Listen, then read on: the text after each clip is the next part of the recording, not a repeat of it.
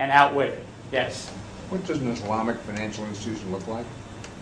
An Islamic financial institution look like? Well, I thought when I began this journey that it was not calling things credit. It was not calling things debt. And figuring out how to say credit and debt in some acceptable Arabic term. That's what I thought. I'm being frank with you because honestly, I try to be open-minded, but honestly, I thought Islamic finance is just, you're calling it something else, and it's basically what it is. And I would submit to you that some of the folks I've bumped into in Bahrain and Qatar and places like that, they cross their fingers behind their back and go, no, trust me, it's not. And so I'm not saying that it's all of one tapestry at all. However, what is it? I would say that the focus of most Western financial engineers is on the usury issue, which is the transparency of cost of capital, the degree to which you reserve the right to kind of charge somebody something, but you reserve the right to change what you charge them, and you reserve the right to move things around, and so yields can be introductory rate of 0%, 17.8%, 27.3%, blah, blah, blah, follow the magic hands, do. Where's the rock under the walnut shell? I thought that was what the primary objective was, but I was really wrong. The primary objective is not about not charging interest. The primary objective is about ethical investment. And you heard me correctly, ethical investment. Now, this is not the social awareness fund of Morgan Stanley or, CSFB or whoever else. It could be that kind of thing. But ethical investment goes deeper than that. You actually look at the use of capital in those parties who receive the capital. And ethical investments can be in healthcare. They can be in many forms of infrastructure. They can be in many forms of sovereign development projects and so forth and so on. And depending on the Sharia board, and you heard me correctly, this is not one cloth, it's many cloths. Depending on the Sharia board, it can be anything from an omnibus authorization to a management of funds to a case-by-case review on each individual fund. If you're in Cairo, it's probably the most conservative Sharia boards I've ever heard. If you're in Tehran, I've never seen more liberal Sharia boards anywhere. Kind of, whoa, that was weird. Didn't think I was going to say that. But it's true. The irony is that a lot of places that you think you're going to go in and you're all prepped for the, gosh, I'm going to have a lot of conflict, you don't. And places that you think, well, I can walk in there, they got a KFC right outside, so if I walk in, it's, KFC, Sharia board, and you go in and you're whammed up against this wall of, no, here's what ethical means and here's what we have. Ethical investment is the primary unifying theme that I've heard in every one of them. So if you're going to pick the thing to figure out, you may find yourself having to go through credit facilities in the U.S.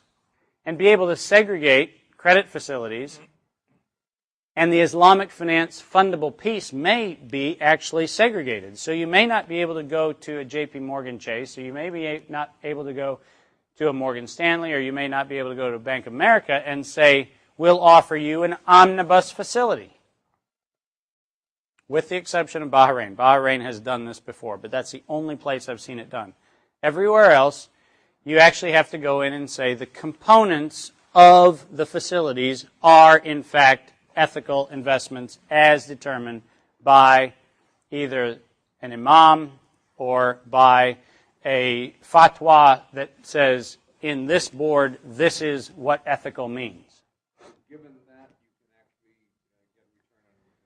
Absolutely, and returns have to be done in a bilateral, fully transparent disclosure of terms and conditions. Now, where most of the Western mind gets caught up in Sharia finance is the notion that either you can or you can't get interest. The fact is you can get interest in a form. But the form is that you need to be in a situation where you can disclose your ability to generate yields on your capital, which becomes the rate on line when you let somebody else use your capital. In other words, you as the lender have a disclosure requirement to the borrower that says that when I hold my money, here's what I get from it. So when you use my money, you are obligated under contract to perform so that I'm not damaged and I'm not going to over-extract from you a damage. Now, we could easily dismiss that and say that sounds like interest. It isn't interest. It acts in a way like it, but it is a fundamental different thing. And it is the absence of transparency that is driving the Basel II crisis, which oddly enough is where we're going to have to come clean and say, what is it that we really have?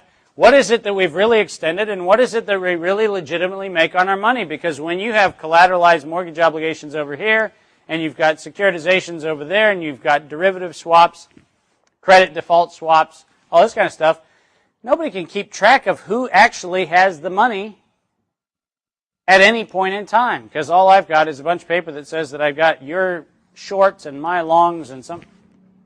So one of the challenges is going to be, we're going to have to live up to Basel II, because if we don't live up to Basel II, we can't get past an Islamic Sharia board. Hey, there's an interesting problem. So Basel II going away? I don't think so.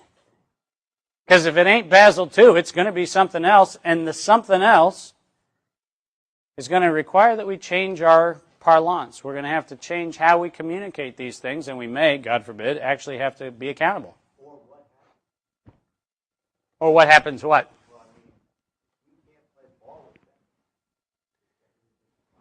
Bam, do you remember Russia when the ruble started getting a little crazy? That was real fun times, wasn't it? You remember Argentina? When you see all the caballos, running across the pampas, and you're going, hey, yippee-yi-yi, kind of Western thing, and then it's kind of not Western thing, and it's kind of, how do we get out of Argentina? And how do we get corrupt politicians in and out of Argentina? In and out. You notice I said that. We had them going both ways there.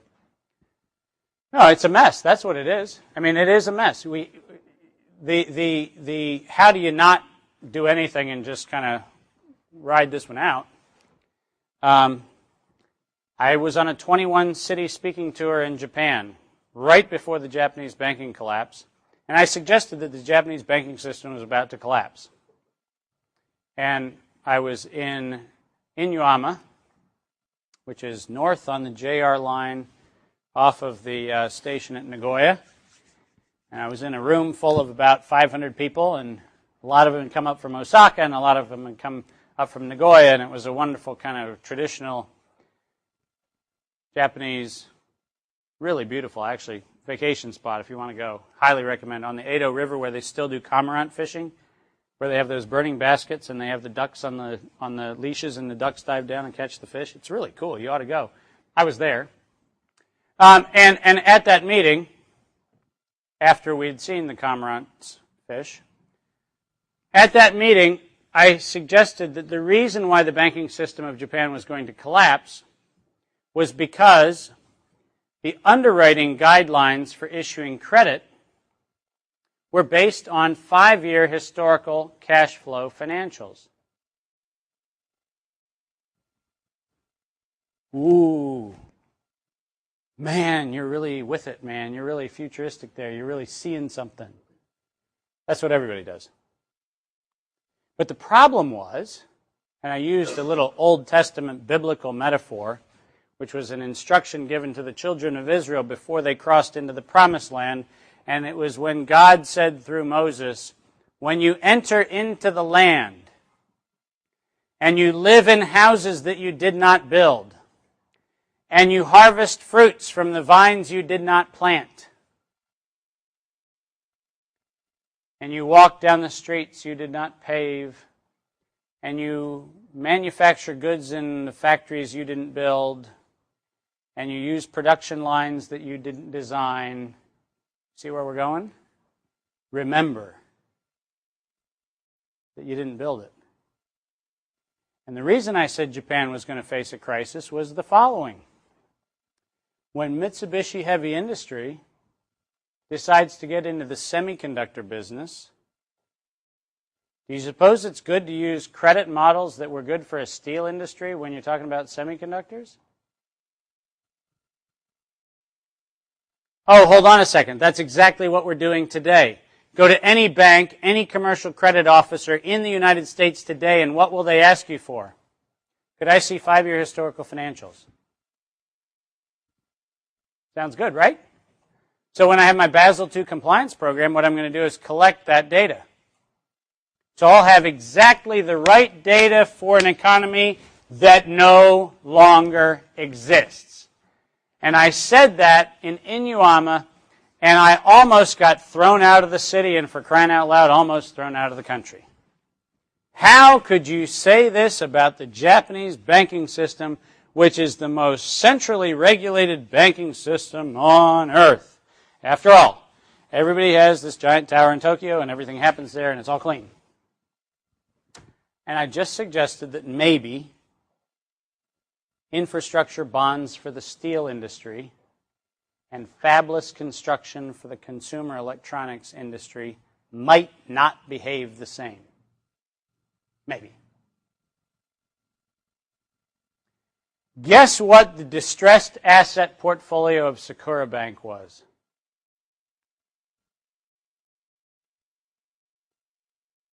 Steel industry. Really stable 5-year historical financials. Spectacular. Auto industry. Stable growth through the 5-year historical financials. Stable growth. Stable growth. Default. Thankfully, it doesn't happen here because I have it on very good authority that S&P and Moody's all rated Adelphia really strong. Gosh, that was mean, wasn't it? I just said something that was mean. That's okay. They got Enron right. Oh, no, I'm sorry. I feel like I can't say anything, but they'll get Kodak right, won't they? That's the problem. Problem is, we have a situation where the information that we're collecting in our knowledge economy is the wrong information. That's the amazing thing about it. We knew that. That was Gigo back when I was, learning what that Tandy 64 really was. Other questions? Yes. David, the words government and transparency have never gone... Oh, man, now you're hurting me.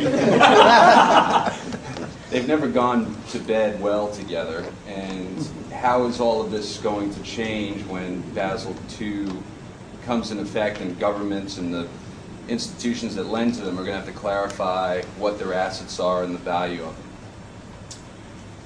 I never thought I would, and this is pretty interesting because I grew up in a pacifist family. In the early 70s, I actually was one of those little kids with signs that got on the news, what do you want, peace, when do you want it now, and was walking around naval bases in San Diego during the Vietnam War, because that was the cool thing to do back then. And I never thought I would live to see the day when a war was actually good for something. But I had a moment of seeing a war being good for something not long ago, which was kind of funny. For me, I thought it was funny. And what I thought was funny was I was with the Senate Finance Committee, and we were working on closing a tax loophole that I may or may not have referred to earlier with a company that may or may not make very large, heavy equipment. And the actions that they were doing, which may or may not have defrauded taxpayers out of millions of dollars. That story. And we were working on closing that loophole with the Senate Finance Committee. And one of the majority staff persons, and I won't identify who it was, but he may or may not have an associate in Iowa, one of the staff members was actually going, David, we've got wholesale stealing from the Treasury. People